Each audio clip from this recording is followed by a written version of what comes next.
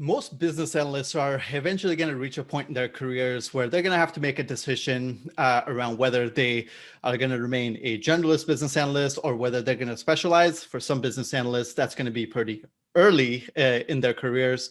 For others, such as myself, it's probably going to come a lot later. And that is the subject that we're going to be talking about today. But before we do that, I want to welcome back Rishi Poptani back to the show here. For those of us who recall, Rishi and I had spoken about 8 months ago, and we had done a bit of a mock style interview that is, I believe, is the most viewed video on our YouTube channel right now. And so Rishi, I know, has a lot of fans out there. Welcome back, Rishi. Thank you, and you're too kind.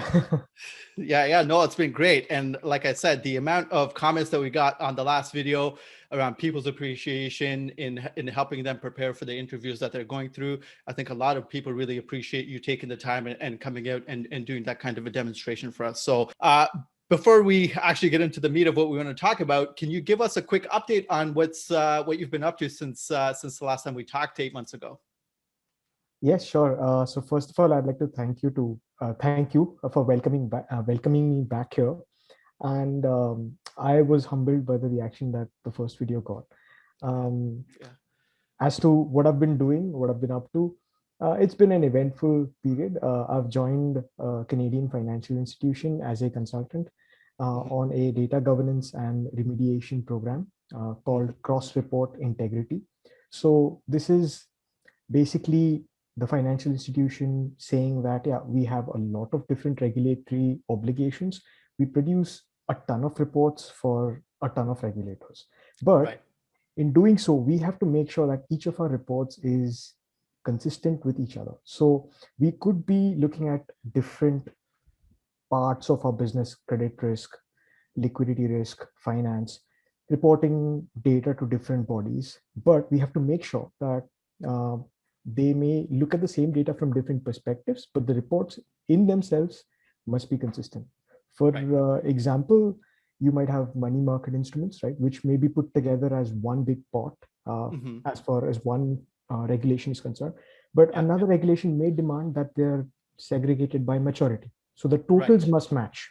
Right. Just an example. Yeah. Yeah. And that's such a huge challenge for many organizations out there. It sounds like a very exciting project because I think in some people's minds, when they talk about reporting, they talk about it in very basic terms, right? Hey, you just pull a quick report out of a system, canned report, and everything is done. But when you start to really dive into the details of how data is structured, how it is managed, you mix that in with the complexity of the application environment an organization can have and how many different data pools that they have that kind of say the same thing, start to very quickly realize that reporting, especially regulatory reporting that's very visible, you can see that there are massive challenges just around just this one area of reporting. So sounds like an excellent project that you've gotten yourself onto. A lot of pressure, I'm sure, but if I know anything about Rishi, I know he's up to the challenge. So that's great, and so congratulations on that role.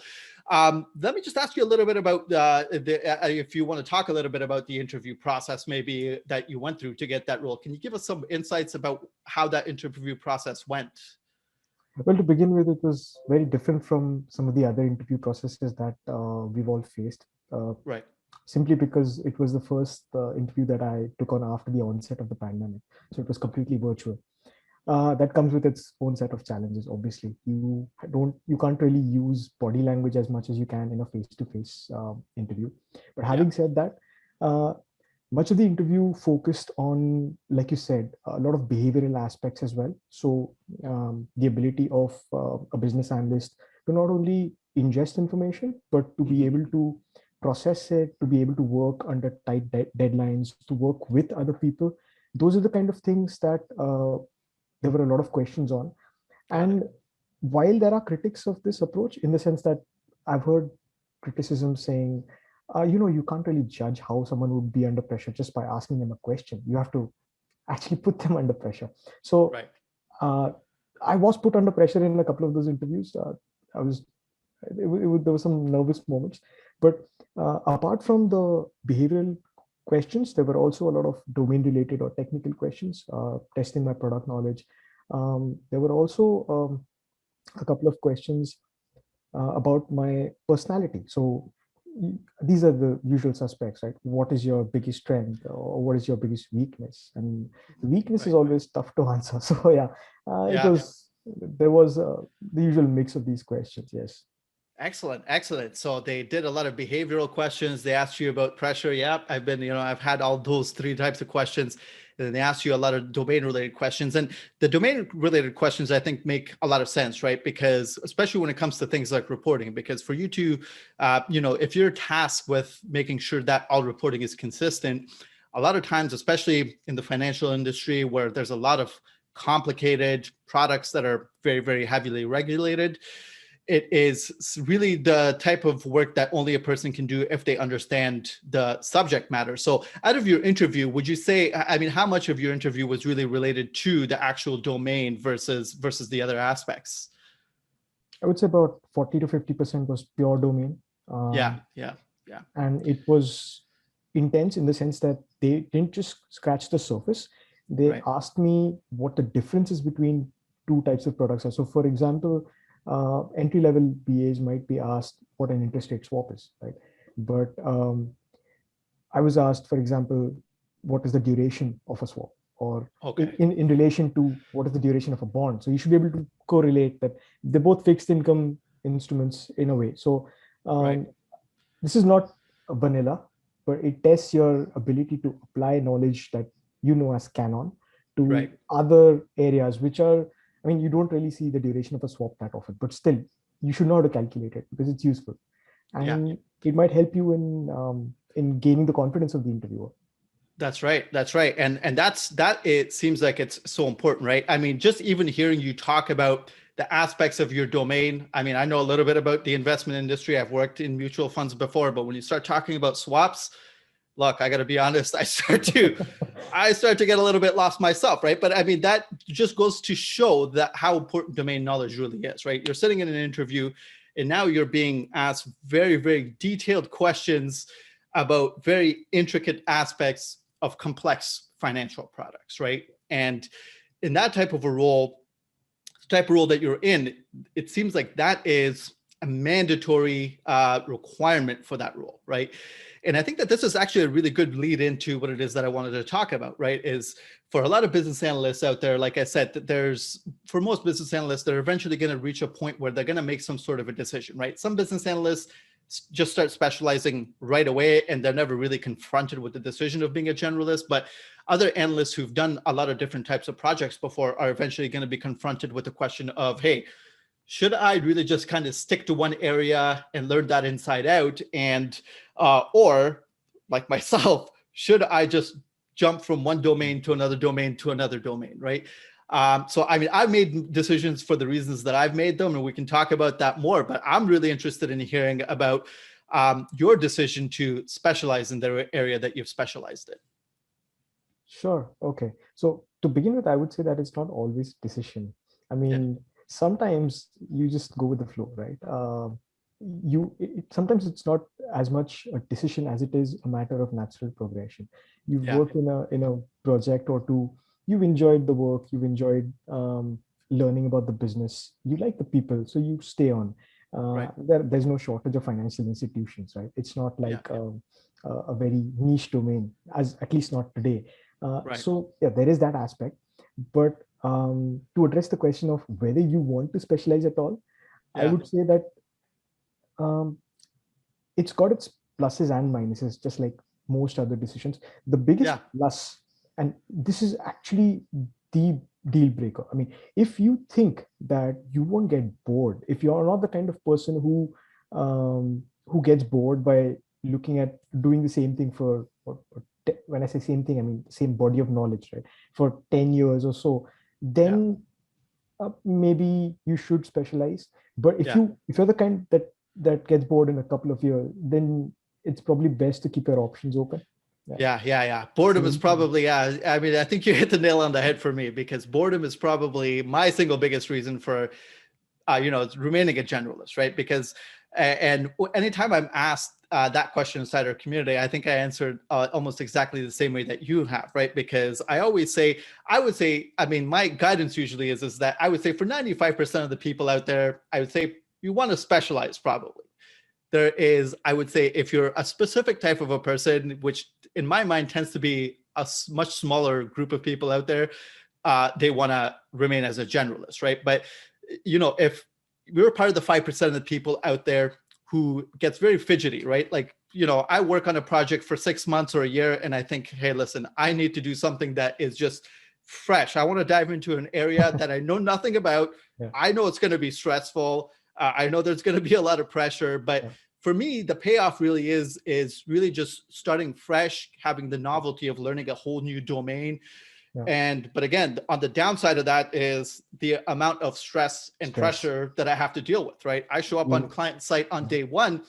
We have a lot of stakeholders out there who just assume that I understand their domain inside out. And then they're a little bit disappointed when I have to roll the conversation back and say, hey, look, I'm going to get there in a couple of weeks, but for the time being, I need you to kind of start, at a bit of a higher level with me, right? So that's I would say from my perspective is a bit of a downside, but I think that you have chosen to specialize. And would you say that your choice to specialize really has to do with the specific domain that you're in? Like, is it mostly out of interest and you think that it's an area that you wouldn't get bored in? Like, help us understand the rationales for why you've chosen really the capital markets, financial industry to specialize in?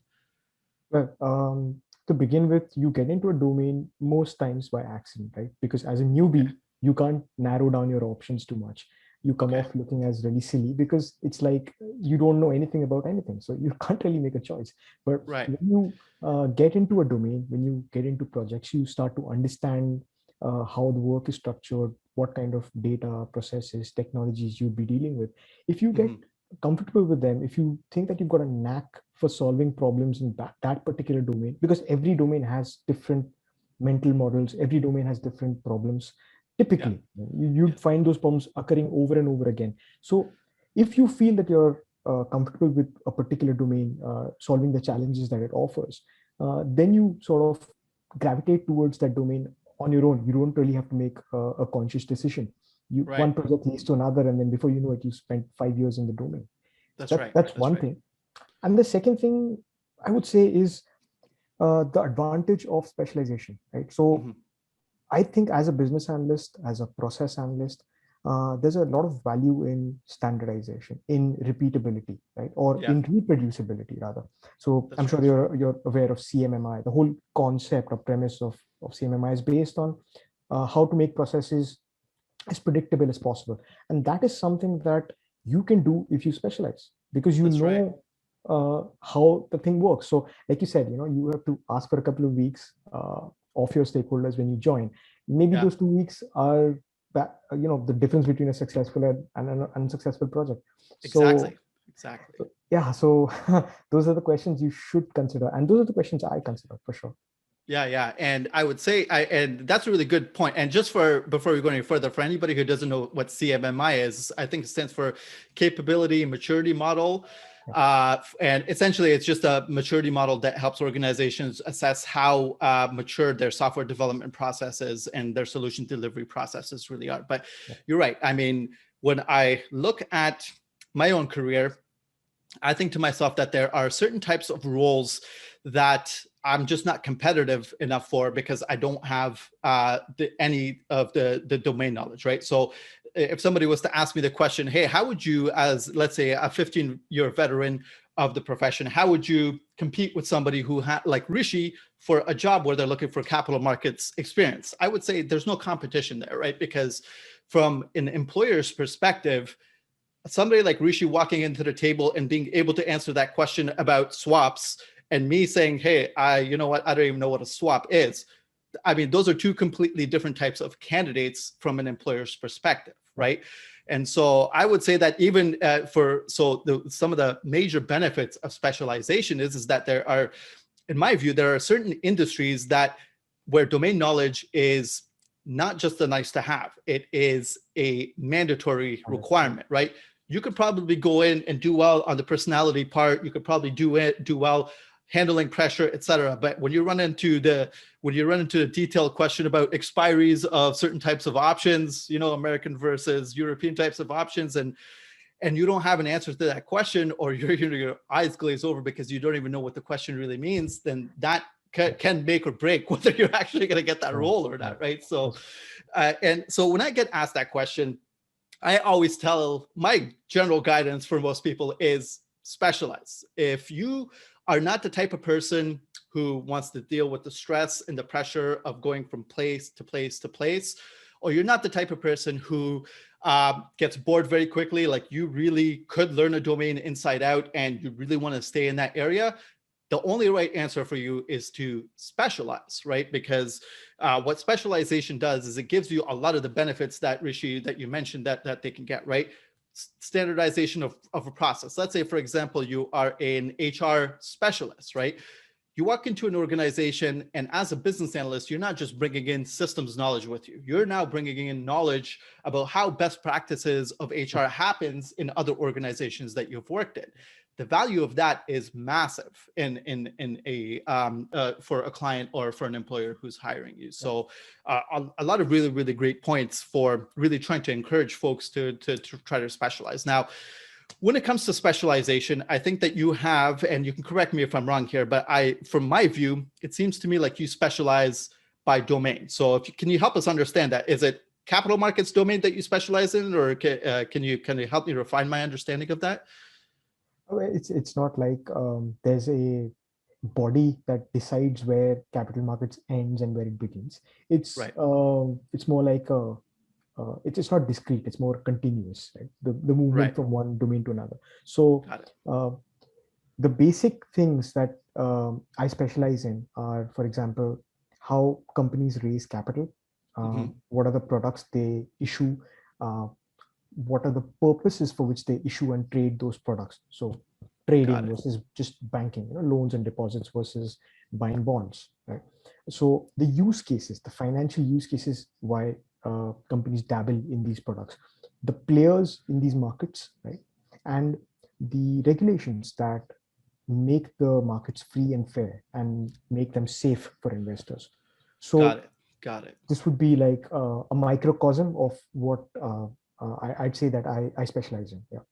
Got it. So if I was to put it in layman's terms, and I am a layman when it comes to this domain, so please excuse me if I'm getting this wrong. So if I was to imagine what your domain means in layman's terms, I would say that anytime a private company needs to raise capital, meaning that company needs money that they need to invest into something, they can go to the market, right? They could sell a bond, let's say, for example, a corporate bond that an investor could buy, and that brings in money. Yeah. But there are a lot of other mechanisms that they would use to try to raise that type of a capital. Am I kind of in the right ballpark there? That's all there is to it, actually. Okay, perfect. All right, I'm a capital markets expert now. I can compete with Rishi. I'm just joking. Not even close.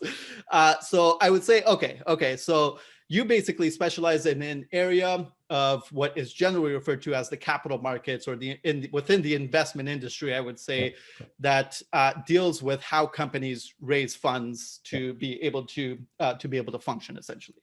Correct? True.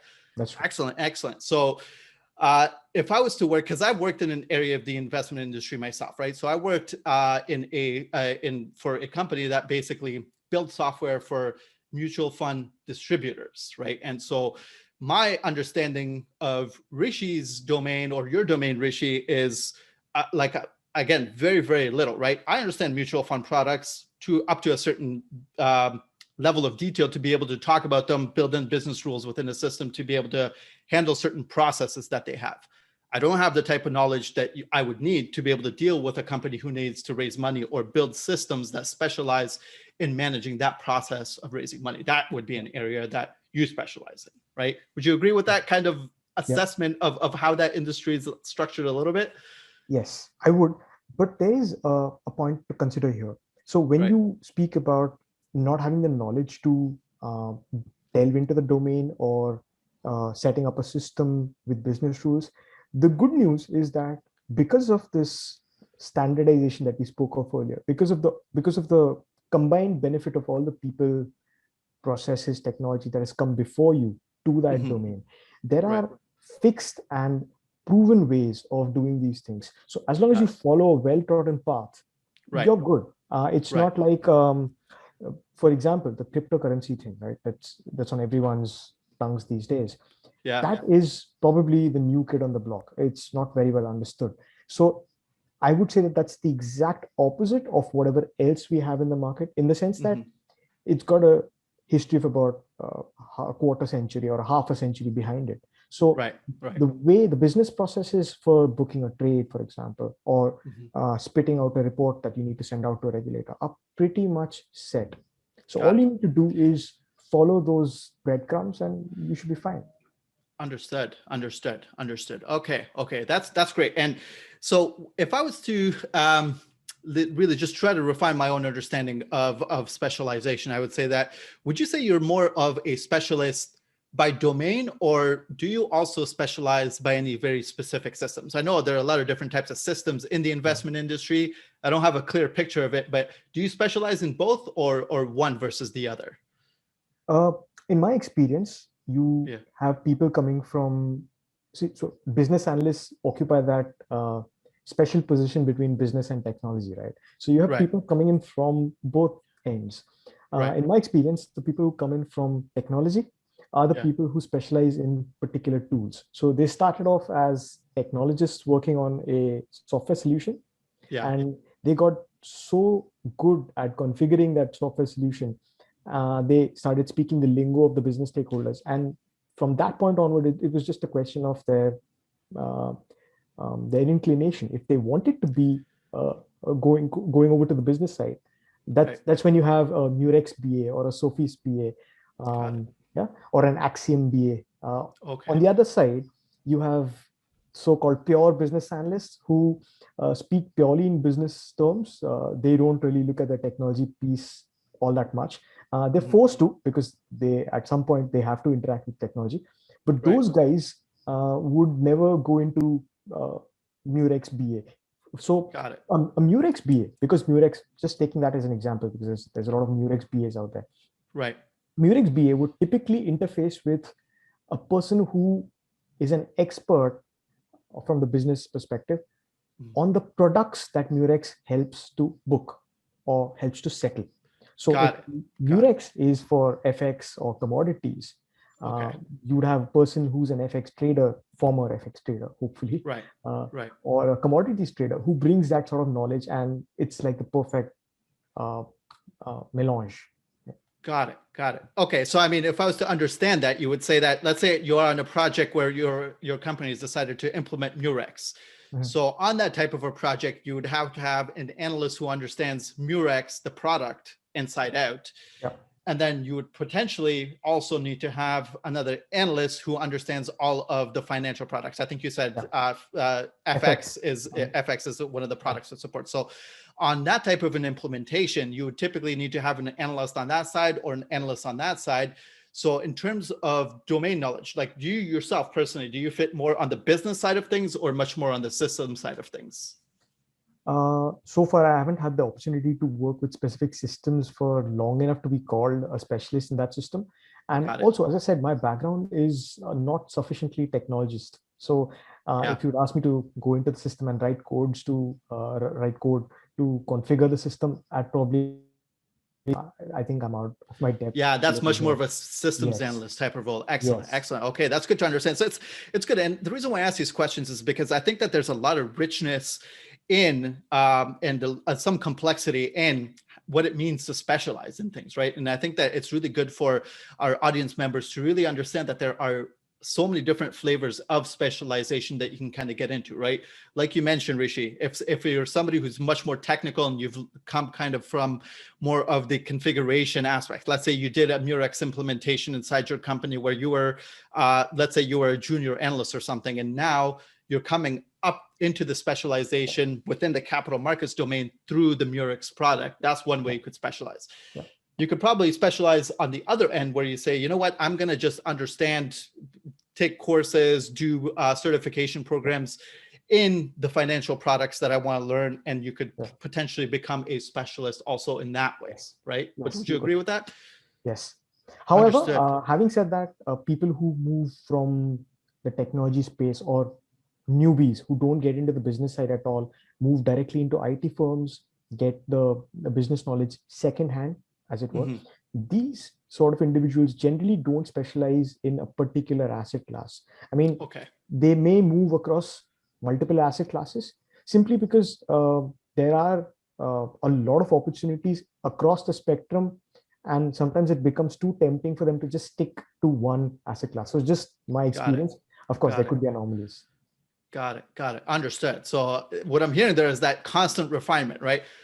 Like, if you get into a certain area or a certain domain or a certain systems, then you start to see that, hey, there's this might be an area that doesn't offer me enough opportunities. You could potentially broaden your set from there. So, okay. So from a specialist point of view, it seems like there are a lot of options for refinement, especially like looking at in your domain, capital markets. I mean, you could Yeah. specialize.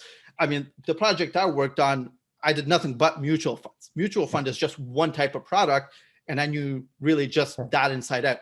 If you ask me anything about equities, I would know absolutely nothing about that. So it seems like that in that space, there's a lot of options for people to try to figure out where to specialize once they understand the broader, bigger picture, I guess. Yes, there are multiple permutations and combinations. So just to take the example that you spoke about, mutual funds, you'd be surprised how much you know about equities, simply because mutual funds are made up of equities and other products. So it's like you take up the basic building blocks. That's what you have to understand. And then you mix and match. That part, by the way, is a totally different part. It's called financial engineering. Those are guys who've got PhDs in mathematics and statistics. Stay away from them. They're crazy.